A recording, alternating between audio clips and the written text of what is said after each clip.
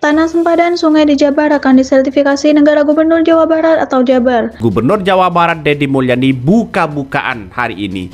Nampaknya kalau ini dibongkar ada bobrok yang luar biasa. Kenapa Ridwan Kamil pada waktu itu tidak tahu? Ternyata begitu kan ya, Deddy Mulyadi yang menduga ya sertifikat sungai ya tidak hanya di Bekasi, dimanapun begitu kan ya. Maksudnya di Jawa Barat begitu kan, sudah disertifikatkan ya. Ini sudah disertifikatkan kabarnya. Kita belum data, tapi nanti hari ini kita akan bahas dengan Menteri ATR. Dan saya akan meminta untuk dicabut. Pak, kalau hanya di Bekasi aja atau daerah lain juga Pak? Pokoknya se-Jawa Barat mah udah ada wanita rohan saya, itu sudah disertifikatkan. Ini kan ngeri pada akhirnya bos, sejalan dengan KPK yang menggeledah rumah Ridwan Kamil. Ternyata orang-orang Jokowi begitu memimpin ya Jawa Barat, nampaknya ada nuansa-nuansa ketidakberesan ya. Ini banyak yang dilakukan oleh Deddy Mulyadi di situ begitu. Dan ini sudah disampaikan oleh Deddy Mulyadi. Nampaknya bagi kami begitu kan ya. Sejahat-jahatnya gajah, dia hanya menumpangkan paling banyak 10 batang kelapa. Itu pun kalau dia mampu. Sejahat-jahatnya monyet, dia hanya memperebutkan setandan pisang. Tapi manusia dengan kecerdasannya, dalam satu hitungan dia bisa meluluh lantakkan satu hutan belantara. Zaharal fasadu fil barri, sudah nampak kerusakan di atas daratan, wal bahri, di tengah lautan, bima kasabat aidin nas, akibat dari ulah tangan manusia. Gambar seekor buaya berkalung ban viral. 1, 2, 3 orang tersenyum. Tapi orang yang cerdas secara spiritual berkata, betapa makhluk Allah teraniaya karena kecerdasan manusia yang tidak dibarengi dengan kecerdasan spiritual. Bahasa Islamnya adalah iman, keyakinan bahwa kita diciptakan Allah dan kita akan mati mempertanggungjawabkan segala perbuatan kita di hadapan Allah Subhanahu wa ta'ala.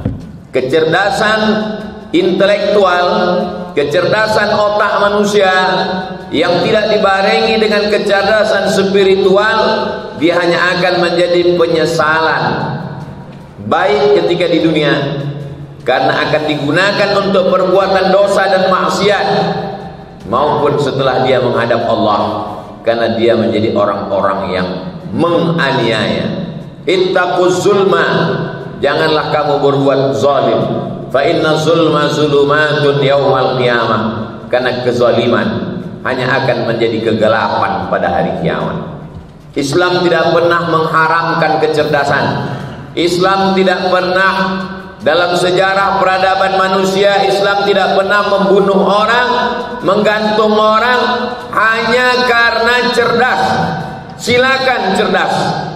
Islam tidak pernah membunuh ilmu pengetahuan. Ayat yang pertama turun bukan sholat. Ayat yang pertama turun bukan berhajilah. Ayat yang pertama turun Iqra, membacalah. Di saat peradaban manusia mengharamkan tulisan, karena tulisan dianggap sumber dari kejahatan adalah karena tulisan. Tulisan akan menjadi bacaan. Bacaan membuat kecerdasan. Manusia kalau sudah cerdas dia akan jahat. Maka yang boleh menulis dan membaca hanya kelompok elit saja. Tapi Islam tidak melarang tulis baca. Silakan menulis, silakan membaca. Makhluk yang diciptakan Allah diantaranya adalah, Allah bersumpah dalam Al-Quran, Nun wal qalam, pena, wama yasturun, dan apa yang dituliskan oleh pena. Di saat masyarakat Arab Badui tak bisa menulis dan tak bisa membaca, ayat Al-Quran turun tentang tulis baca. Iqra kitabak, baca buku catatan amal. Inna alaikum lahafizin, bersama kamu ada malaikat. Kiraman katibin, malaikat mencatat, menulis segala amal. Nabi mengambil beberapa orang sahabat untuk menuliskan ayat-ayat Al-Quran. Lebih kurang 40 orang. Orang yang sanggup menulis di zaman Nabi hanya 40 orang. Tulislah, maka ditulislah Al-Quran di pelepah korma, di tulang onta, di batu yang lebar. Karena belum ada kertas. Kertas adalah benda yang mahal. Kertas baru ada di Cina. Karena mereka membuat bubur dari bambu. Bubur bambu dijemur kering menjadi kertas. Maka dalam sebuah hadis dhaif, walaupun dhaif tapi tetap boleh dipakai karena bukan dalam masalah akidah dan ibadah. Deddy Mulyadi menyampaikan pemerintah provinsi bakal melakukan pengukuran tanah sempadan sungai dalam rangka sertifikasi daerah aliran sungai atau DAS. Deddy mengatakan sertifikat tanah sempadan sungai itu nantinya diterbitkan guna memenuhi kebutuhan administratif normalisasi sungai. Sehubungan dengan itu, Pemprov Jabar katanya telah menggelar pertemuan bersama Kementerian ATR atau BPN di Balai Kota Depok pada tanggal 11 bulan 3 2025 lalu. Kementerian selanjutnya berkomitmen menerbitkan sertifikat sempadan sungai yang nanti akan dipegang Balai Besar Sungai Wilayah, sehingga tidak ada lagi perorangan atau perusahaan yang mengklaim dan mengurus sertifikat. Output dari pengukuran sempadan tersebut, fungsi sungai akan dikembalikan dalam arti badan sungai diperlebar kembali dan kapasitas tampung airnya menjadi normal. Sehingga nanti normalisasi dan pelebaran sungai tidak akan terhambat oleh terbitnya sertifikat atau kepemilikan yang dikuasai perorangan atau perusahaan, kata Deddy dikutip dari siaran pers. Ini adalah solusi yang diberikan oleh Menteri Kebanggaan kita untuk masyarakat Jawa Barat. Pemprov akan membiayai pengukuran seluruh DAS agar Jawa Barat terbebas dari banjir, imbuhnya.